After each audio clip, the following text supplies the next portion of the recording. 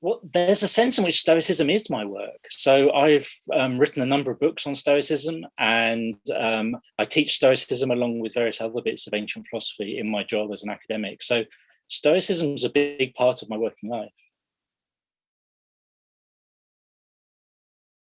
Well, Stoicism is what I think about and write about a lot these days. I think about it in terms of, are we really anti-fragile? I don't think we are. Are we really invulnerable or bulletproof? I don't think we are. So I think about it often in terms of emotions and in terms of moral injury and in terms of vulnerability, and making sure that some of the myths about Stoicism as being a philosophy of toughening it up to the point of becoming bulletproof or being immortal or something like that, life hacks for immortality, aren't necessarily the best ways of thinking about healthy resilience. That most of my work is actually organized around Stoicism, because it's besides writing about Stoicism and besides teaching Stoicism, I also try to I'm kind of helping people, individuals and organizations to fit Stoicism into their life, to show them how Stoicism can improve their life, and to show them how Stoicism may be a kind of a platform to put together the values they're trying to achieve in their lives and endeavors. So yes, much of my work is organized around Stoicism, that's true. Stoicism figures into my work because it's such a framework of my life. As a writer, I'm writing about what's going on, and there's always a frame of Stoicism to hang it on with. I just wrote an article for Oprah magazine about using Stoic philosophy to help us as we kind of reemerge after the pandemic. And I just wrote a new book called Wise Up, which is a guide to parenting teenagers using Stoic philosophy.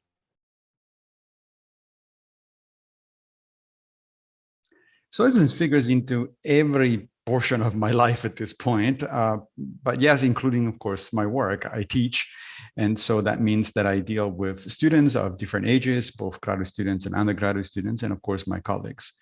And Stoicism has helped me become a little bit more attentive to people. I am more conscious about how I interact with people and try to do it in as constructive a way as possible. I try to follow the Stoic advice not to be judgmental about situations or people, or at least as little as possible. And I find that this has actually improved my relationships both with students and colleagues. I mean, you know, when you're a little bit more calm and serene and ready to listen to what people actually have to say, things get better.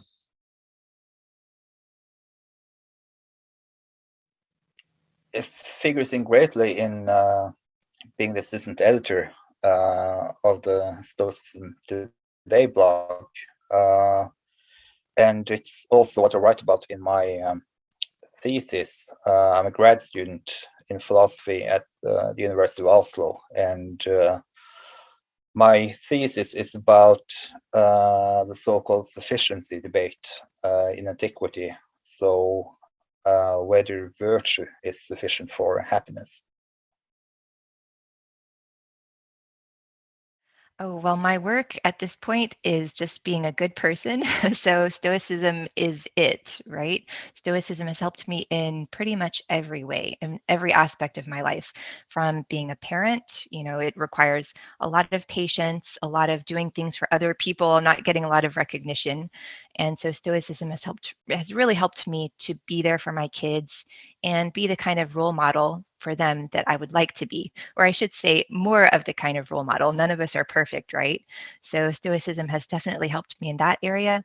But life in general, you know, just being satisfied with what you have instead of always looking for more. Listening to yourself, to your own rationality instead of just blindly following the crowd. Stoicism helps in pretty much every aspect of my life. Stoicism kind of took over my work. Originally, I worked as a psychotherapist. I specialized in treating social anxiety and other anxiety disorders. And as a cognitive therapist, Stoicism is the philosophical inspiration for cognitive behavioral therapy. So it kind of featured more and more in the work that I was doing and the training that I was doing, teaching other psychotherapists and supervising them. And over the years, I ended kind of doing slightly less psychotherapy and slightly more Stoicism. And so now mainly, although I still do some therapy and coaching and stuff like that, I mainly write books about Stoic philosophy and do workshops and training on Stoicism now.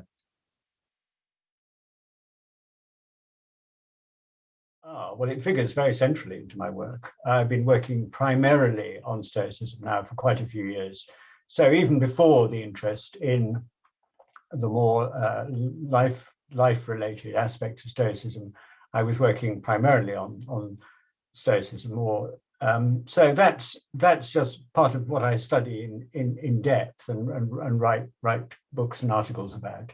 So it's very central. The one I've nearly finished is a book called Learning to Live Naturally, Stoic Ethics and Its Modern Significance. And that's quite a large academic study of the core ethical ideas of Stoicism and its ideas about development and guidance. So that's, but I also plan next year or something, or to write a book, an introduction to Stoicism, which will look at some of the same ideas, but presented for a wider public. So in terms of my work, it's absolutely central. Like, this might or might not sound strange, but there's virtually nothing that I do or say that isn't guided or shaped in some way by the philosophy, or takes into consideration what the final result, or how the final result is going to impact my learning about the philosophy, or help others through the example that may or may not come out of it. That factors into my work. So to give you some specific examples, a lot about Stoicism comes out in like leadership positions. So other people are, without you knowing it, or with you knowing it, are watching what you are saying or doing and how you do it, especially if they respect you, and so are more likely to emulate or simulate your behaviors to see if there's some kind of improvement. They see from their perspective that, well, Travis is undergoing what seems to be a very stressful situation, or has a series of complex tasks, and he's able to navigate it without breaking down or panicking. And so I want to try to take from his behavior and model it in my own. That's it. In short, it informs everything.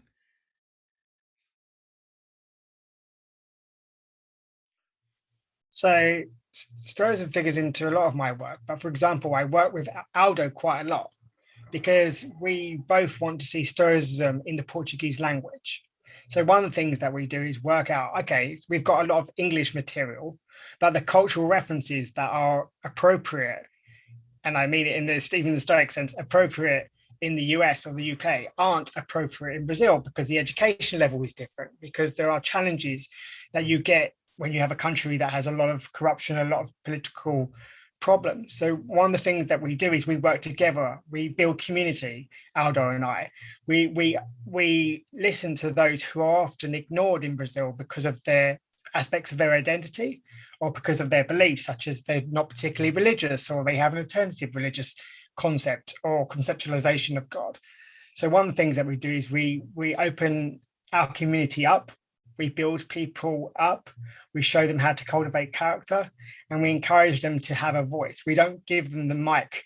We say, look, help us build a platform so that you don't have to wait for the microphone to come to you, but you can take the mic when you're ready, because it's not about us reducing our power to give it to others.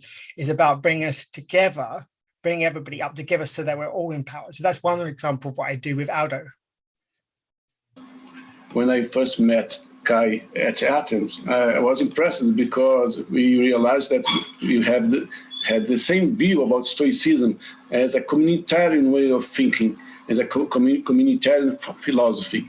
And Kai also has a great disposition about talking with other people, which is not common, right? So we have been working since 2019 in this perspective.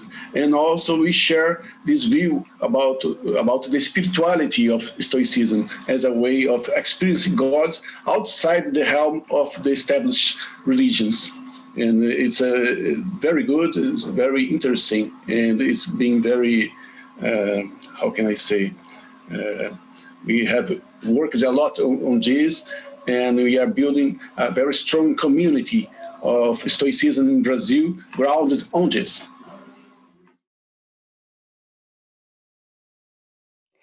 So as a creative writer, I look to Stoicism in a number of ways. Our creative writing group online, the London Writers' Salon, meet every day to show up and do some writing. We often read little snippets from the Stoics to give us some inspiration and some motivation.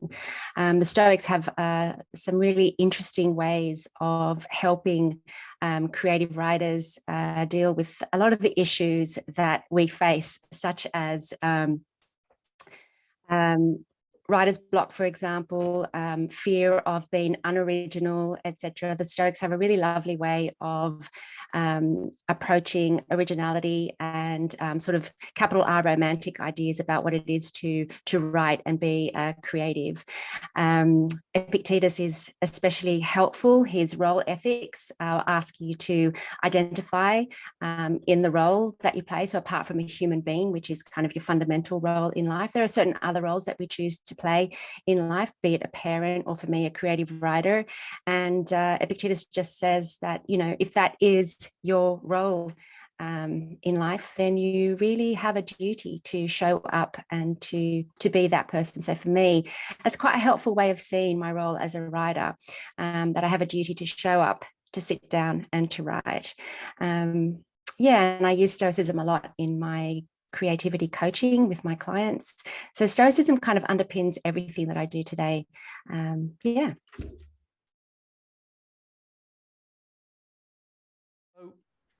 In my work as a therapist, the dichotomy of control comes up a lot. So people, for instance, got a long-term health condition, sometimes aren't very good at adjusting to it. They keep the same goals that they had before. They say things like, it's not fair. I can't do what I want to do. Can't do what I did before. What's the point? And so kind of empathizing with them, yes, it is not fair, is the first point. But then the question is, what can you do about it? What is under your control that you can do about it?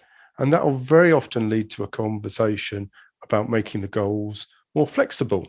So they may not be able to play golf, but they might still be able to go for a walk, to give one example. So this is an example of dichotomy of control, which can be used for those kind of patients, also for people with anger problems. It's very useful. So you're not exactly giving them the full-blown Stoicism, but you're introducing elements of Stoicism that can be very helpful. So that's in my work as a cognitive behavioral therapist. In my private work, I have a number of clients who are much more into Stoicism. And there we will look at how, you know, what did Seneca say, what did Marcus say, what did Epictetus say that can help with their life issues. So that's how it influences my work as a therapist, which I would say is quite a lot, actually.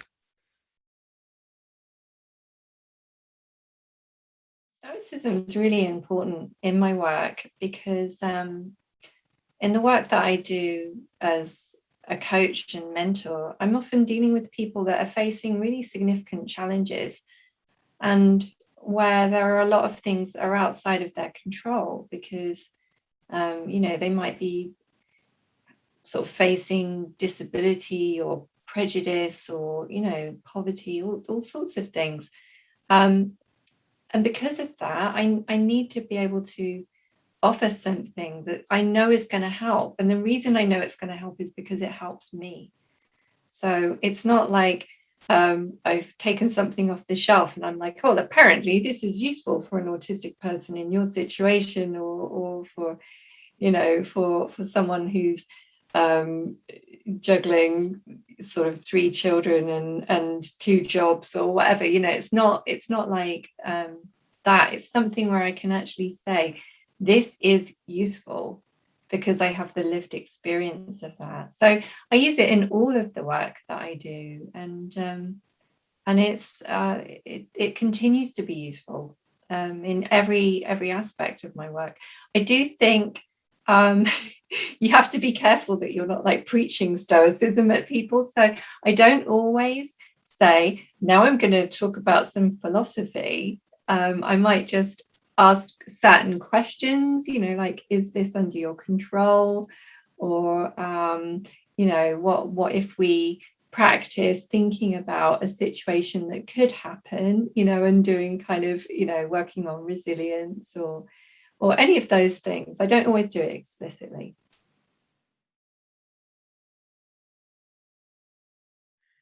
Well, I mean, as I was saying, I mean, it's not that I publish that much on Stoicism. Actually, now that I think about it, that's not entirely true, because I've been writing also things that are more sort of popular in a way. I remember a few years ago, I wrote a sort of booklet in Italian for students at the university, and I remember there was a chapter there on Stoic metaphysics and aspects of Stoic logic.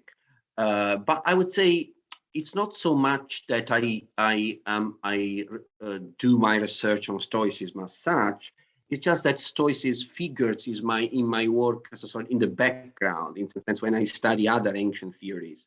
Stoicism is always there in a way as a possible alternative, as a possible way of looking at the world.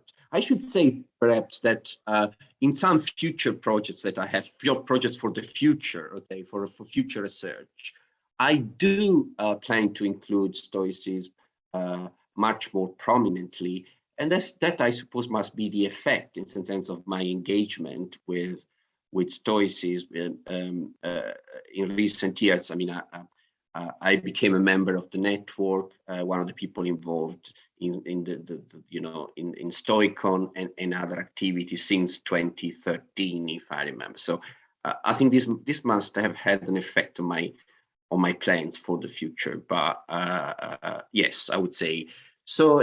Stoicism is always there in some form or other, directly or indirectly. Yeah. The idea of duty is essential to me in all of my work. I'm a working musician. I perform and I compose. And Stoicism places a very high value on the notion of knowing your place in the world and the duties that accrue to that place that you find yourself in at any given moment. And so I happen to have intersected with a really interesting and gorgeous instrument. It's a hybrid of a santur, a cymbalum, and a hammer dulcimer. It's a gigantic 106 string trapezoid that I play standing up, and it has just a gorgeous ethereal sound.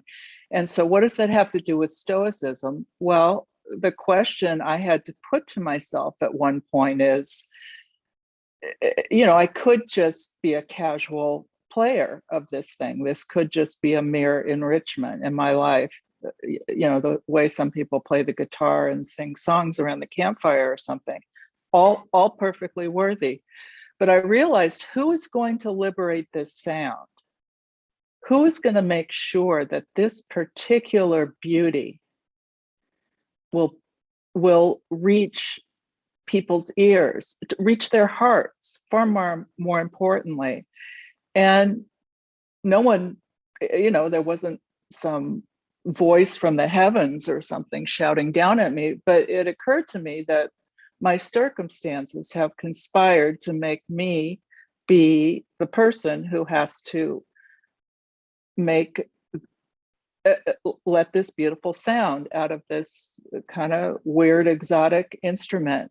And that to me is very Stoic, is using kind of the tools at hand with your abilities, and then turning those things into something grand and useful and uplifting for humanity in general.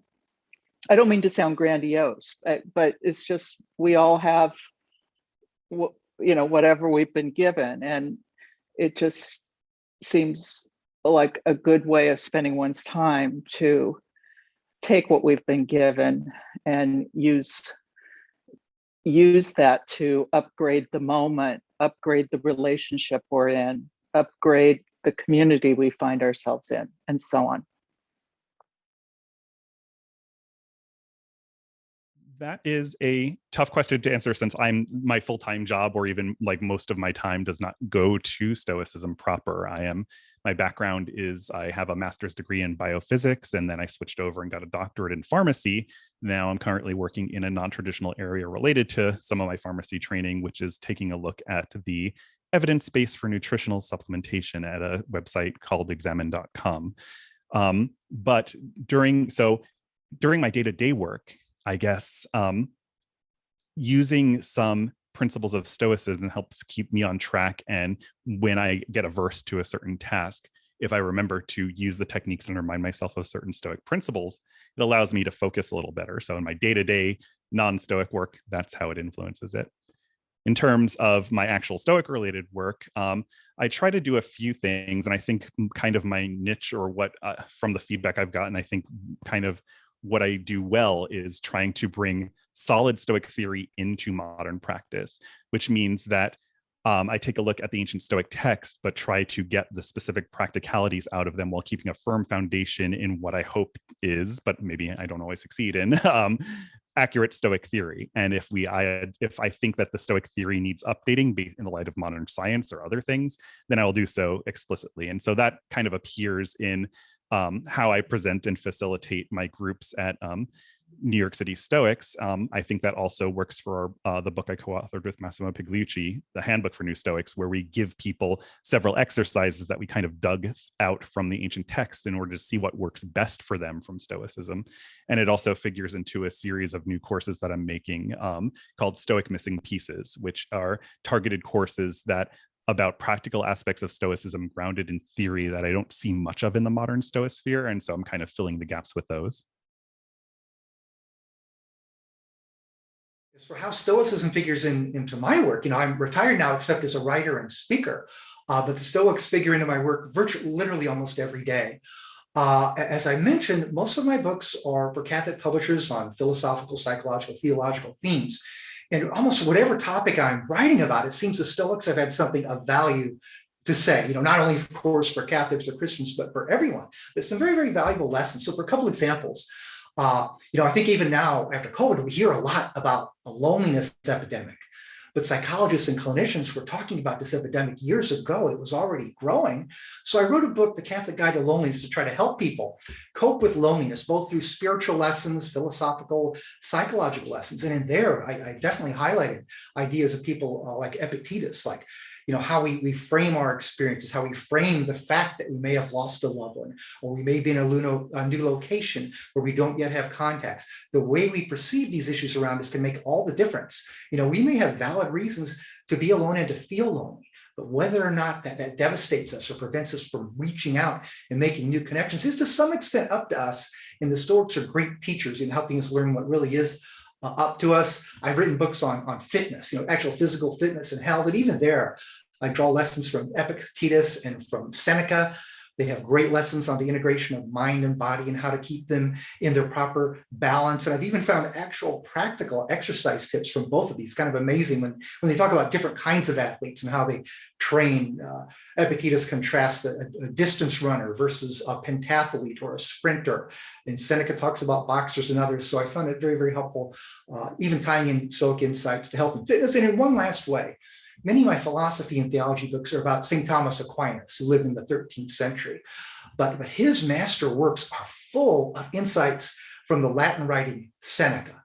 So I love time and again when I talk about Thomas's wisdom on particular subjects, I draw in exactly what he pulled from Seneca for topics ranging from the emotion or the passion of anger to the virtue of gratitude, the virtue of clemency, and more. So just in general, I find the Stoics of great use to me in all of my writing and speaking.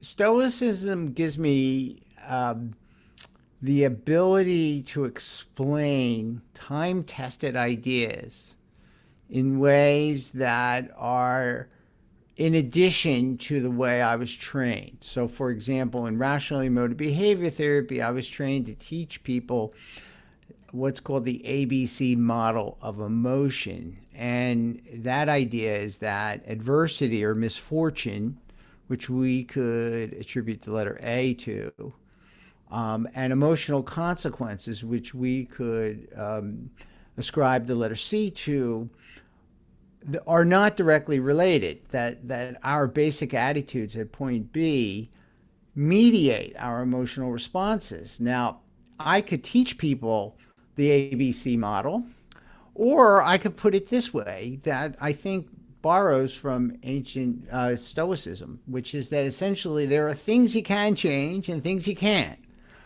And there are certain adversities that you can't change or control, but you can largely control the attitude that you choose about everything that's beyond your control. And so I can use, I can convey the ABC model, which is fundamental to rational emotive behavior therapy, in language that comes more from my background in Stoicism than does from my clinical training as a psychologist. And so I think this idea of teaching people to pursue tranquility and serenity and emotional well-being through identifying what they can change and identifying what they can't. That emphasis, I think, is strong in the dichotomy of control, essentially, is really put that way in Stoicism, but in REBT, we would talk about the ABC model and how you could change your attitude towards events. And so I just have a wider language to choose from in trying to reach people. So that's one way. I think that with Stoicism, with interest in Stoicism on the increase, I think that borrowing different quotes from Epictetus or Marcus Aurelius or even Seneca and referencing these people, it sometimes facilitates buy-in to the flexible and non-extreme attitudes that I try to teach people. So for example, like people are not disturbed by events, but by their views of them. That is a way of introducing a quote from somebody that might be known to the patient from another part of their lives into the conversation I'm having. And it may, in my view, facilitate buy-in. I like the idea that, you victimize yourself. I always make this distinction in my work with people between circumstances dictating your feelings and misfortune and circumstances being an opportunity to upset yourself. And then of course we victimize ourselves by demanding that life be easy or fair, or that people be as we want them to be. And when we do that, we victimize ourselves. And so I think I am a little different than my fellow REBT practitioners because I know the Stoicism it enables me to express myself in multiple ways and perhaps facilitate buy-in from people that might otherwise initially provide some resistance to certain ideas.